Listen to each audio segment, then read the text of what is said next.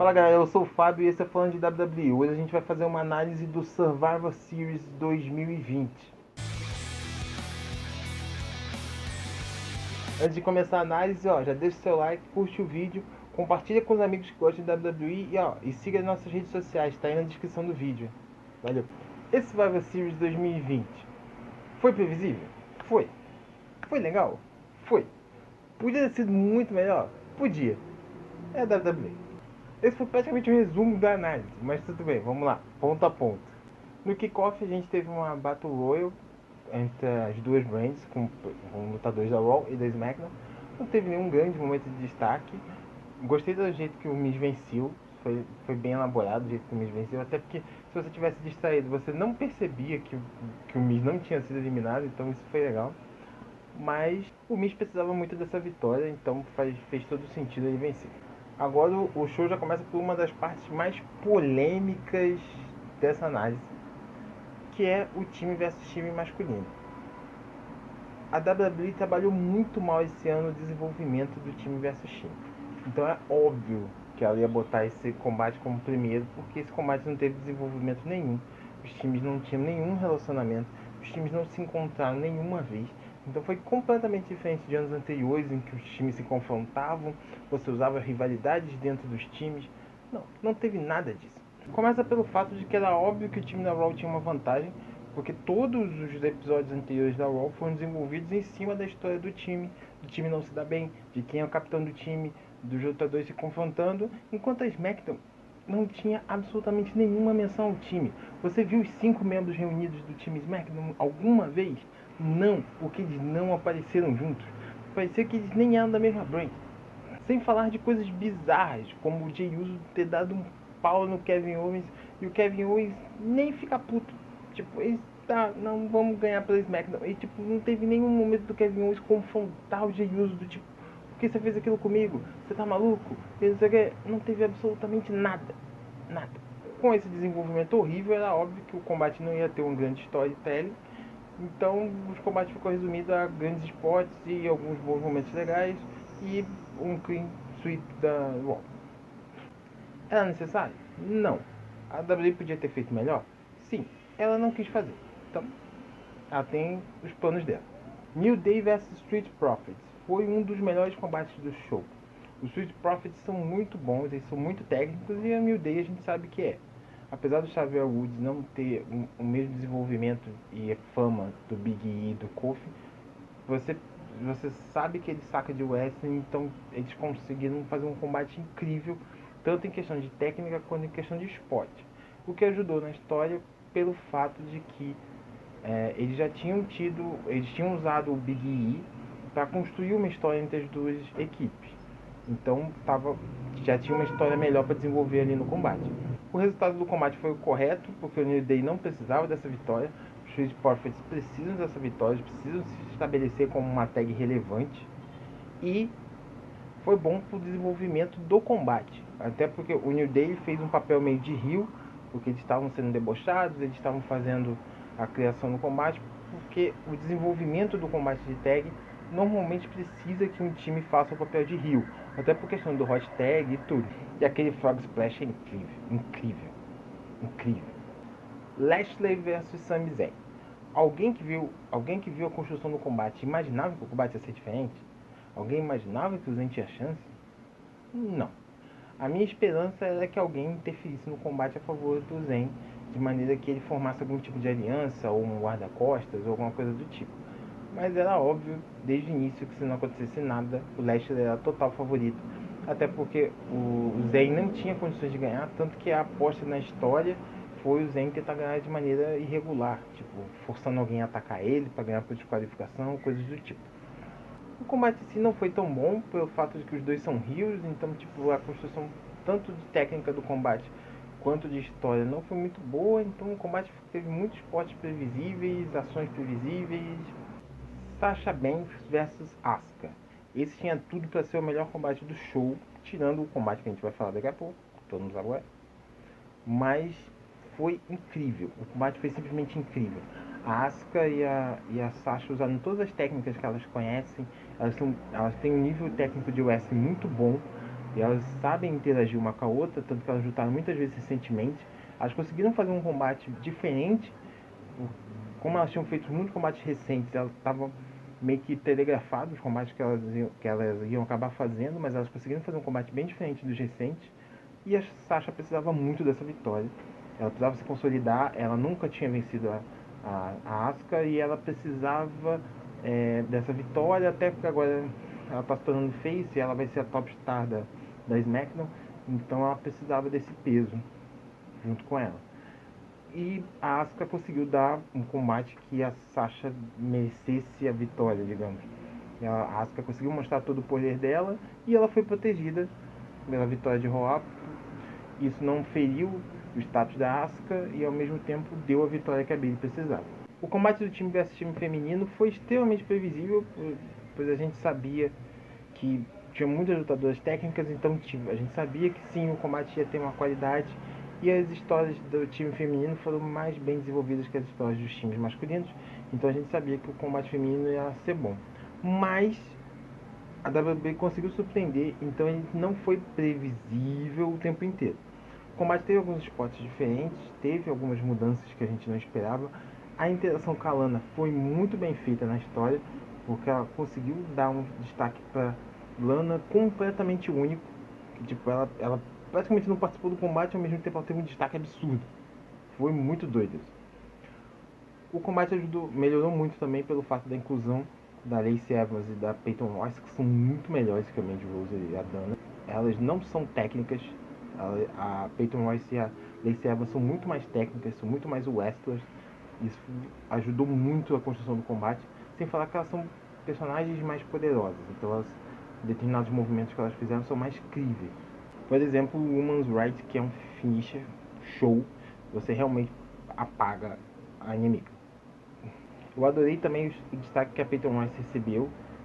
Talvez ela receba algum punch depois, quando acabar essa história com a Lana, porque ela simplesmente eliminou a Bayley, né, que é recordista de título de tempo de título da SmackDown. É incrível, então tipo, ela conseguir eliminar praticamente de maneira limpa a Bayley foi muito, muito impactante para ela enquanto personagem. A Bianca conseguiu receber um destaque excelente no combate. Isso foi muito legal. A Bianca conseguiu não só lutar de igual para igual com personagens poderosas como a Nia Jax e a Shayna Baszler, mas ela conseguiu se destacar, causando, entre aspas, a eliminação das duas. Ela não elimina nenhuma das duas, mas de certa forma ela ajuda a eliminá-las com a resistência dela. Então isso foi muito legal e deu muito destaque para a personagem, que ela deve evoluir muito na SmackDown, sendo um dos rostos principais da SmackDown. E a WWE trollando a gente com a Lana de Soul Survivor é sensacional. A Lana conseguiu ganhar um combate onde ela lutou 30 segundos, é maravilhoso.